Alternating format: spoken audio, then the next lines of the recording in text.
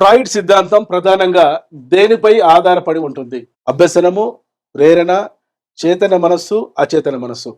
ఎప్పుడైనా multiple choice క్వశ్చన్స్‌లో 4 ఆప్షన్స్‌లో 2 options పరస్పర విరుద్ధంగా ఉంటే, అపోజిట్ ఆప్షన్స్ ఉంటే, ఆ 2 ఆప్షన్స్ మధ్యలో ఆన్సర్ ఉండే అవకాశం ఉంది. కనుక ఈ 2 ఎలిమినేట్ చేసుకోండి. అభ్యసనం కాదు, ప్రేరణ కాదు.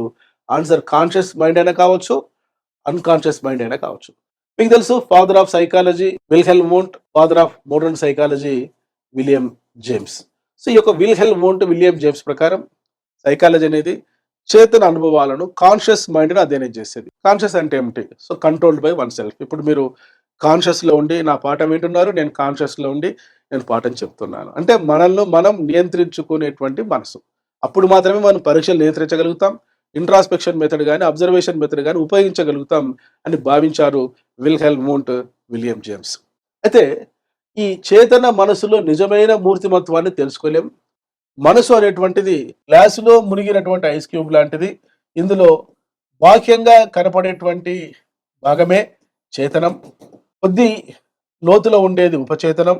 పూర్తిగా కనపడని భాగం అచేతనం అని ఫ్రాయిడ్ పేర్కొంటాడు. కనుక నిజమైన ప్రవర్తన తెలుసుకోవాలంటే అచేతనమైన మనసును తెలుసుకోవాలంటారు ఫ్రాయిడ్. అందుకే ఈనాడు క్రిమినల్ సైకాలజీలో నార్కో అనాలిసిస్ టెస్ట్ ద్వారా వ్యక్తిని సబ్‌కాన్షియస్‌లో, అన్‌కాన్షియస్‌లో ఉండి ఇంట్రాగేషన్ చేస్తున్నారు.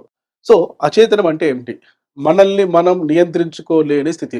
సో అచేతనమైన మనసులో ఏముంటాయి? ఈ అచేతనమైన మనసు అనేటువంటి ఫోల్డర్‌లో బాల్యం నాటి అనుభవాలు, ఇష్టం లేని విషయాలు, మర్చిపోయిన అనుభవాలు, వ్యాకులత యాంగ్జైటీ కలిగించేటువంటి అంశాలు, దమనం చేయబడ్డ వాంఛలు ఇవన్నీ కూడా ఈ అన్‌కాన్షియస్ ఫోల్డర్‌లో ఉంటాయి. సైకాలజీలో అన్‌కాన్షియస్ మైండ్‌ను స్టడీ చేయడానికి ఉపయోగించేటువంటి పద్ధతులేంటి? సిగ్మండ్ ఫ్రాయిడ్ తన గురువు చార్కాట్ ద్వారా హిప్నాటిజం అనేటువంటి ఒక టెక్నిక్‌ను ఉపయోగించాడు.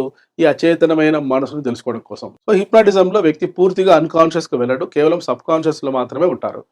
తన ఫ్రెండ్ జోసెఫ్ బ్రూయర్ ద్వారా ఫ్రీ అసోసియేషన్, స్వేచ్ఛా సంసర్గం అనే ఒక టెక్నిక్ ద్వారా కూడా కొద్ది రోజులు పారిస్‌లోని తన క్లినిక్‌లో ఫ్రాయిడ్ ఈ యొక్క అచేతనం గురించి అధ్యయనం చేశాడు.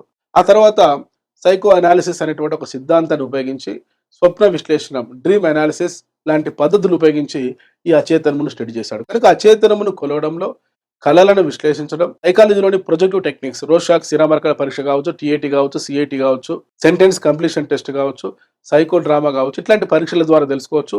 సో అచేతనం ఎలా తెలుసుకోవాలి? స్లిప్ ఆఫ్ టంగ్, నోరు జారడం, రాయడంలో పొరపాట్లు, వినడంలో పొరపాట్లు, మర్చిపోయిన పేర్లు, ప్రదేశాలు, వీటి ద్వారా అచేతనమును తెలుసుకోవడానికి అవకాశం ఉంది. సో ఫ్రాయిడ్ సిద్ధాంతం ప్రధానంగా అన్‌కాన్షియస్ మైండ్‌కి సంబంధించింది.